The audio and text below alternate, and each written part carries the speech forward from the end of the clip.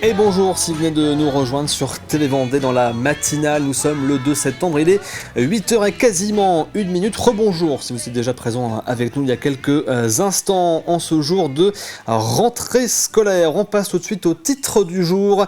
Et donc aujourd'hui, jour de rentrée scolaire, nous reviendrons sur les nouveautés, les principales informations de cette rentrée 2024 et nous serons sur le terrain du côté de Chambéry à l'école des Bourdinières. Inquiétude chez le géant vendéen Beneteau. Environ 1000 salariés du fabricant de bateaux sont actuellement au chômage partiel sur 7 sites du groupe. Il n'y a plus de commandes car il y a eu surproduction. Et pour finir, nous prendrons la direction du Vendespace qui accueillait ce week-end un stage de karaté. Parmi les participants, certains représenteront la France au championnat du monde dans un mois en Italie. Un petit mot sur la météo de votre matinée. Météo plutôt grisâtre sur l'ensemble du département. Température légèrement en baisse. Il fait 16 degrés dans l'est du département et 17 degrés dans l'ouest. Du côté des marées, donc les marées avec un coefficient de 77 à 80, marée plutôt haute aujourd'hui, basse mer à 11h16 et à minuit la nuit prochaine, haute mer à 17h30. Le Gois donc lui sera praticable au mieux aux alentours de 11h30. Un petit mot aussi sur les marchés du jour. Il n'y a pas beaucoup en ce lundi 2 septembre, il faut dire que la plupart des marchés d'été, les marchés estivaux se sont finis la semaine dernière et le week-end dernier. Aujourd'hui, direction Benay sur la place du Champ de Foire avec un petit marché de producteurs locaux. Ou encore le marché de Jars-sur-Mer sur la place des Ormeaux. On parle donc de la rentrée scolaire et nous allons maintenant retrouver Anaïs Escalona qui se trouve dans les transports scolaires. Elle suit aujourd'hui la rentrée du réseau Aléop qui va transporter près de 35 000 élèves ce matin. Bonjour Anaïs. Bonjour Simon, bonjour à tous. C'est donc la rentrée aussi pour Vivez la Vendée. Dans l'épisode du jour, on va donc parler des coulisses dans un car scolaire pour cette première matinée de rentrée. Je vais suivre une cinquantaine d'élèves à peu près de Dompierre-sur-Yon jusqu'à Bellevigny, un trajet de 30 minutes à peu près. On ne sait pas encore s'il va bien y avoir les 50 et quelques élèves parce que la première matinée, généralement, les parents emmènent leurs enfants à l'école, mais on va voir, c'est la surprise. Je vais aussi interviewer un conducteur de car scolaire, des élus peut-être, donc ça promet pas mal d'interviews, un beau moment ensemble qu'on va partager, donc n'hésitez pas à retrouver cet épisode très vite dans la journée à 12h45.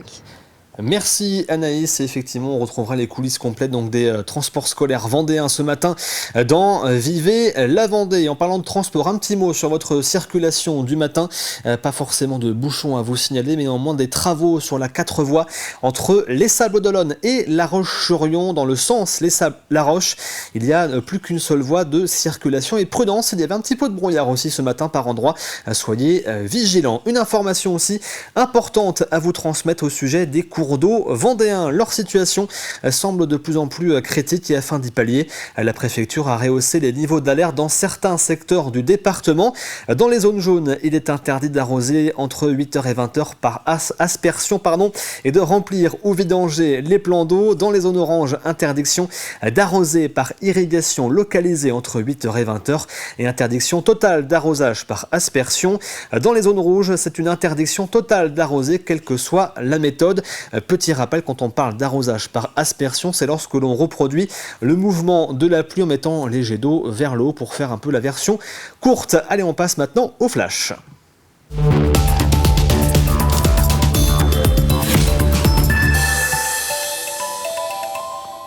C'est donc aujourd'hui la rentrée scolaire pour tous les élèves vendéens. Certains sont sans doute ravis de retrouver leurs camarades de classe alors que d'autres auraient préféré prolonger les vacances. Plus de 20 000 lycéens sont attendus aujourd'hui et autant de collégiens, un petit peu moins dans les écoles maternelles et primaires.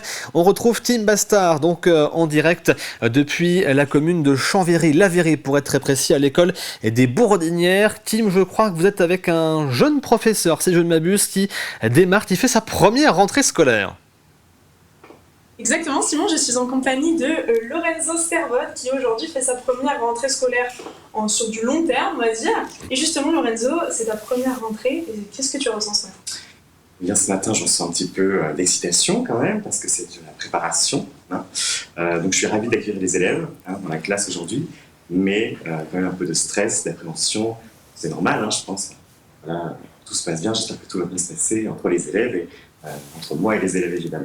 Totalement compréhensible, effectivement. Et l'année dernière, tu enseignais dans une autre école, est-ce que tu peux nous en parler? Donc moi j'étais le mardi en complément de ma tutrice à l'école Jean de La Fontaine de Saint-Laurent-sur-Sèvre. On avait des petites sections, donc un autre niveau.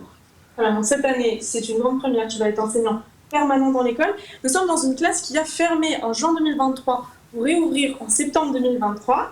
L'année dernière, c'était une remplaçante qui a assuré les cours. Cette année, c'est toi. Oui. Tu enseignes à quel niveau?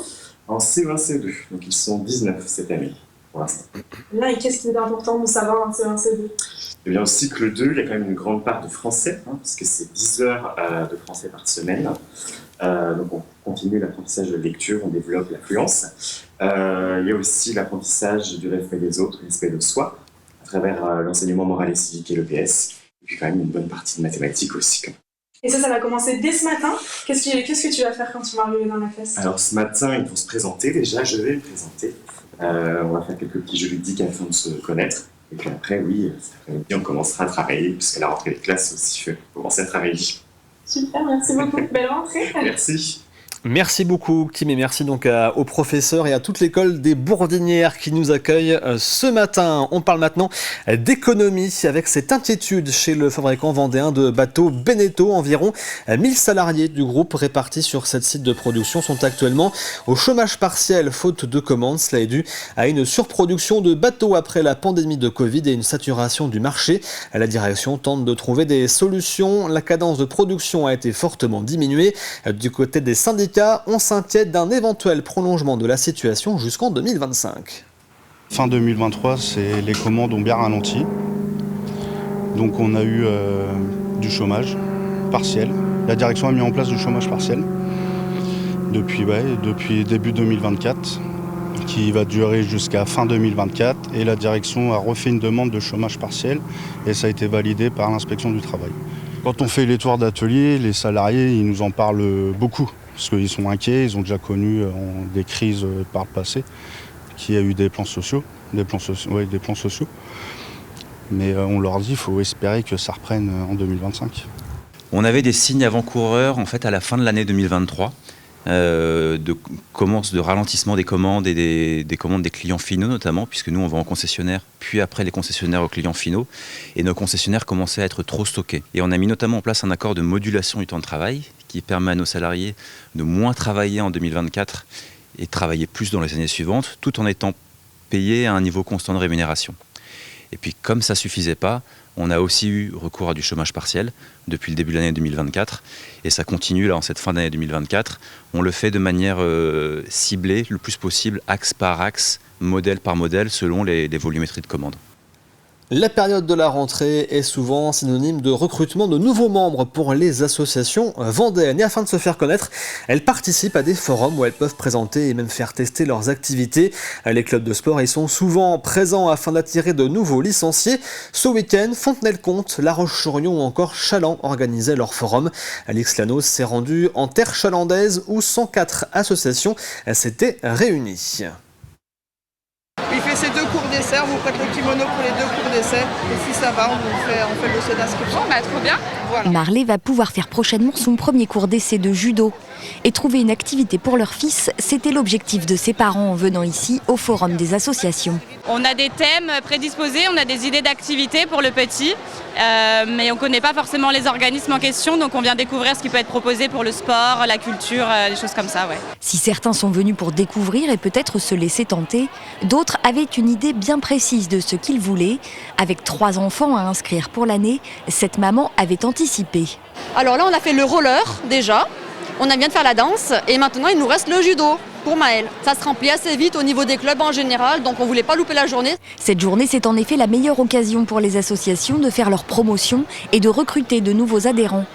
Il faut être au rendez-vous et disponible pour répondre à toutes les questions. Le but, c'est de trouver de nouveaux adhérents. Ce forum, c'est le meilleur moyen pour nous de donner des informations aux nouveaux arrivants. Les horaires, les tarifs, comment ça se passe, est-ce que je peux faire des cours d'essai, etc., etc. Certains stands ne désemplissent pas et pour les dirigeants, il ne faut pas chercher bien loin pour en trouver la raison. Alors les années olympiques, pour nous, c'est que du bonheur. parce que ça nous ramène beaucoup de monde. Les jeunes ont envie de venir, ça crée une émulsion autour du handball. On voit que sur le stand, on a plus de gens qui viennent par eux-mêmes, donc il y a moins de notre part de démarchage. On espère qu'on va pouvoir surfer sur cette vague de médailles olympiques. En général, c'est vrai que sur les dernières années, au niveau des inscriptions, on était à peu près à 180 adhérents au niveau du judo. On espère qu'on va pouvoir passer le cap des 200 adhérents. Sport, théâtre, musique, associations caritatives, il y en avait pour tous les goûts, puisqu'un peu plus d'une centaine de stands étaient réunis à Challans. De quoi permettre à chacun de trouver son activité pour l'année.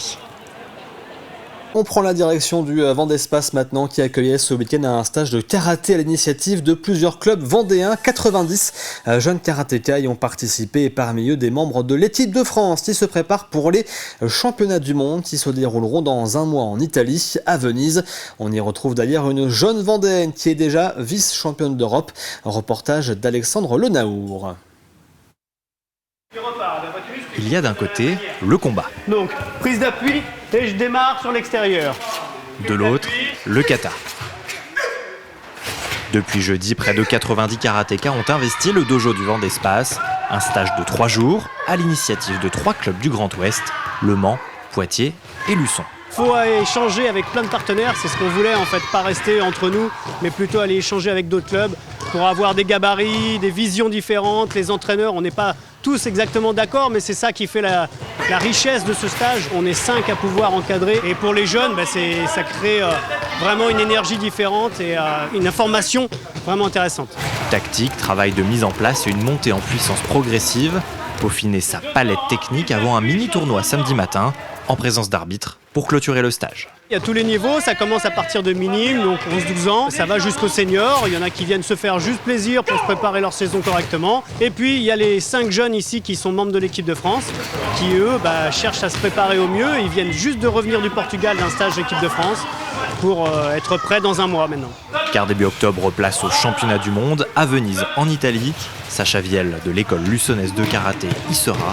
C'est elle qui défendra les couleurs de l'équipe de France dans sa catégorie. Le but aussi, c'est d'enrichir le karaté, donc peut-être faire plus de jambes, parce que je suis très à l'aise sur les poings, notamment le bras avant. Mais donc le but, c'est d'être mieux sur un plus gros panel de techniques, et c'est aussi justement à quoi sert ce genre de stage, c'est d'avoir d'autres approches pour pouvoir s'améliorer et peut-être trouver une approche qui va plus me plaire que celle que m'apporte déjà le staff France ou mon coach. Et à 17 ans, la luçonnaise, vice-championne d'Europe en 2023, a son objectif bien en tête. Le but, c'est de faire première, de monter sur la plus haute marche du podium et d'aller chercher l'or. Il n'y a qu'un seul objectif, c'est celui-là. Alors, en attendant de peut-être décrocher l'or dans la Cité des Doges, la préparation se poursuit avant de s'envoler dès la semaine prochaine pour la Croatie.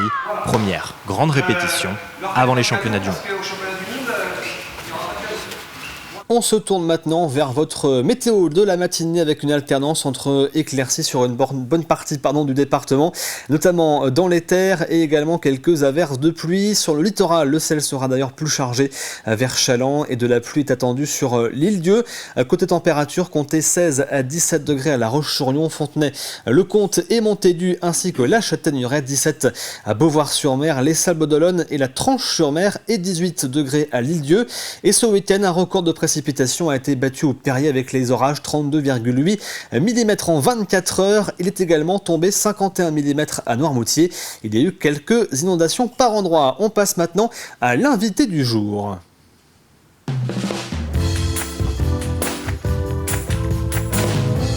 Et l'invité aujourd'hui, c'est vous, Yannick Leclerc, président de la Roche Vendée Cyclisme. Bonjour. Bonjour Simon. Merci d'être là, d'être le tout premier invité de la toute première de cette saison de la matinale. On va parler bien sûr de vélo avec vous dans quelques instants. Je sais que vous avez eu un dimanche assez chargé puisque vous organisiez hier la dernière manche du challenge Thomas Vauclair. C'est une succession de courses, c'est ça, durant l'année, qui sont réservées aux jeunes coureurs ?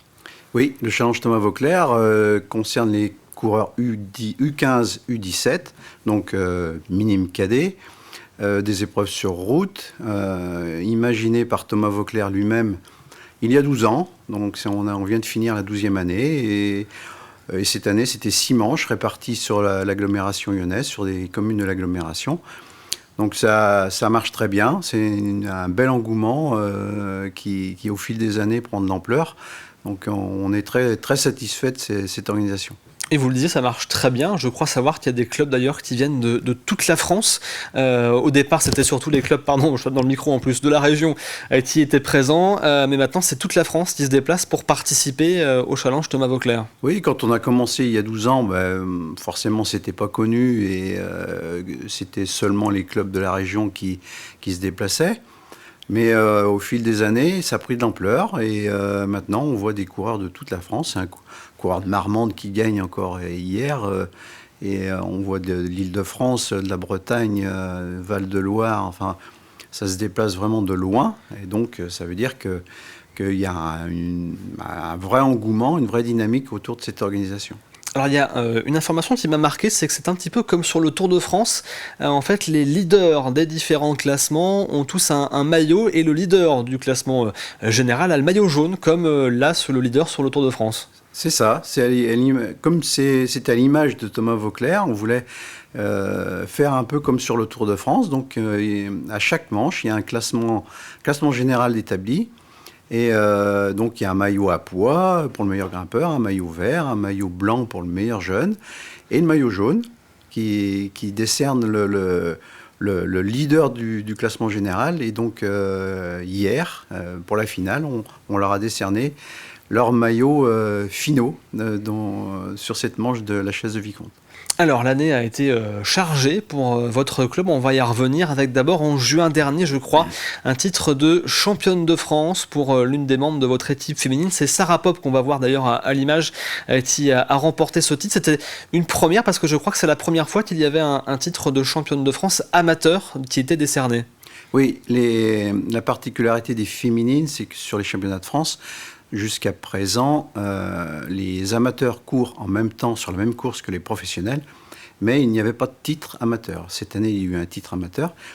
Et la belle surprise pour nous, et c'était pas tout à fait une surprise pour nous, mais en tout cas une belle concrétisation de Sarah Popp qui a donc remporté ce titre de championne de France en finissant avec les meilleurs professionnels. Donc on est vraiment très très heureux de remporter ce titre avec elle bien sûr.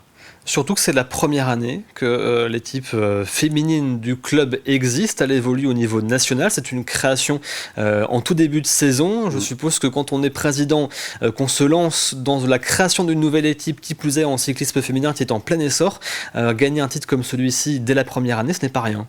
C'est pas rien parce que quand on se lance comme ça dans une création d'équipe nationale 1, il y a plein de paramètres qui font où il y a de l'incertitude.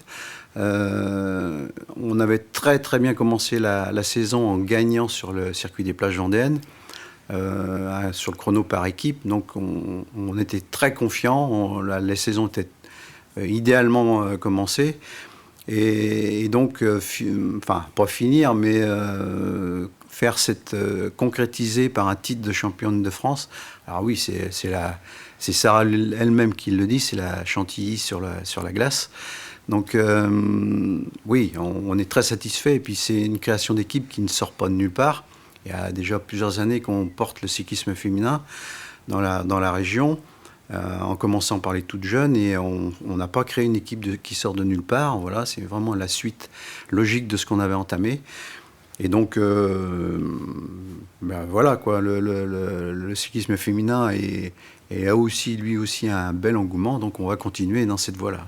Et on a l'impression que les titres s'enchaînent au sein du club de la Roche Vendée Cyclisme, puisqu'on a appris il y a un peu plus d'une semaine qu'un jeune coureur du club, Lucas Menanto, est devenu champion du monde de cyclisme sur piste du scratch. Alors je veux bien que vous nous expliquiez en quelques mots ce que c'est que le scratch.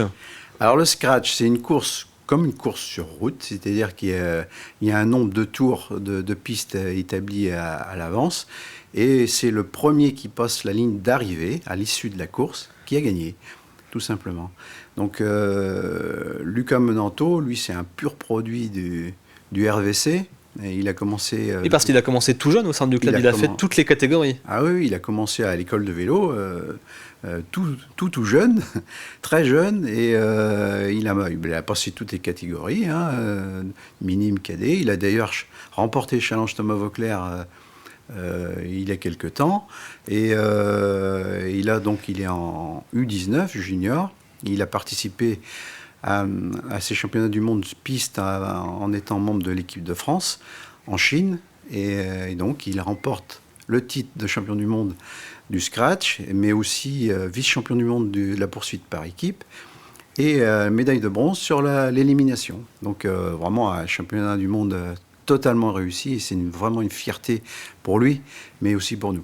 Alors un titre de championne de France, un titre de champion du monde, on ne pouvait pas rêver mieux pour cette saison 2024 puisqu'en plus je crois que c'est l'anniversaire du club, ce sont les 50 ans d'existence de la Roche Vendée Cyclisme. C'est ça, c'est 1974 la création, donc bien pour couronner les 50 ans, avoir 2 titres comme ça, c'est vraiment très bien, on est très heureux. Et puis, 50 ans d'un club qui a énormément évolué depuis 50 ans. On est aussi à l'origine de la création du Vendée U. On a compté dans nos membres Félicia Ballanger, qui a été championne du monde plusieurs fois, championne olympique. Voilà, c'est toute une histoire, ce club. Donc, des très belles organisations aussi. Et, c'est une suite, j'espère qu'elle n'est pas finie, cette progression. On va continuer comme ça. Mais 50 ans, ça se fête. Voilà, c'est un bel anniversaire. Donc, 30 novembre, on va fêter ça tous ensemble. Et puis, ce sera une belle fête. Voilà. Alors, on a parlé de sport, de l'anniversaire, mais au-delà de ça, le Club de la Roche est aussi très engagé, je crois, dans le développement du cyclisme du quotidien à travers 2 entités que vous gérez, le Centre Vélo et la Maison du Vélo. Oui, ça fait très longtemps aussi que c'est notre particularité. Nous, on est engagé sur la partie sportive du vélo, mais aussi sur le vélo du quotidien. Alors, le point commun, c'est le vélo. Le vélo, à l'origine, il a été inventé pour être un moyen de locomotion. Il l'est toujours, de plus en plus. Et on veut favoriser cet engouement, là aussi. Donc, on intervient beaucoup dans le milieu scolaire. Là, pour l'année prochaine, on a 55 classes dans l'agglomération pour le savoir rouler à vélo. Donc, on a cet apprentissage-là à faire vers les enfants, que l'on fait depuis plus de 20 ans. Voilà, c'est encore des actions que l'on mène. Et puis, on intervient dans les entreprises. Voilà, on intervient un petit peu partout pour favoriser ce développement des déplacements doux. Une dernière question, Yannick Leclerc. Le prochain grand rendez-vous du coup pour le club en dehors de la soirée anniversaire, c'est quand ? Prochain grand rendez-vous, maintenant la saison se termine. On a encore une organisation triale à faire sur notre site, à la Roche Vendée Cyclisme, au mois d'octobre.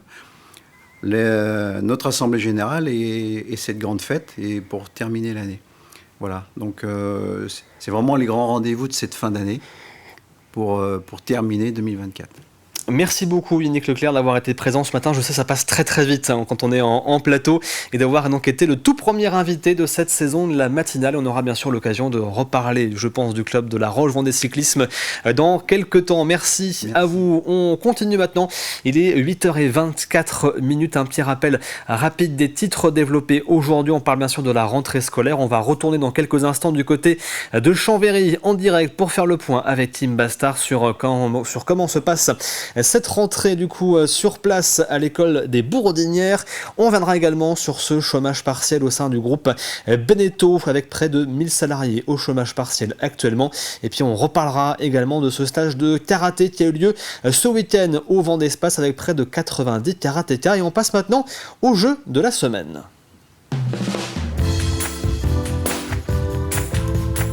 Le jeu de la matinale avec la question de la semaine que voici. Dans quelle discipline s'est illustré le dernier porteur de la flamme paralympique en Vendée ? Vous le voyez à l'image, ce dernier porteur de la flamme paralympique et a gagné cette semaine 4 entrées gratuites pour le parc de Pierrebrune dans le massif forestier de Mervan. Le premier indice de la semaine, le voici. Écoutez bien, c'est un sport olympique depuis 1988. Je le répète une dernière fois. C'est un sport olympique depuis 1988. Vous retrouvez bien sûr la question du jeu et des indices au fur et à mesure de la semaine sur tvvendée.fr. On approche de la dernière partie de cette matinale et je vous rappelle que vous pouvez, c'est l'une de nouveautés, retrouver, communiquer avec nous via WhatsApp. Le numéro s'affiche juste en dessous. Et justement, on vient de recevoir un petit message de Olivier Mémin de la commune de Bretignolles-sur-Mer qui nous indique que malheureusement, ça y est, la pluie est arrivée sur la côte Vandane. Il pleut ce matin à Bretignolles-sur-Mer pour démarrer donc cette matinée. La pluie qui sera malheureusement présente un peu partout en Vendée. Aujourd'hui, on aura l'occasion d'y revenir dans quelques instants. C'est la fin de cette partie. On marque une petite pause et on se retrouve juste après pour une nouvelle demi-heure d'actualité 100% vendéenne. À tout de suite.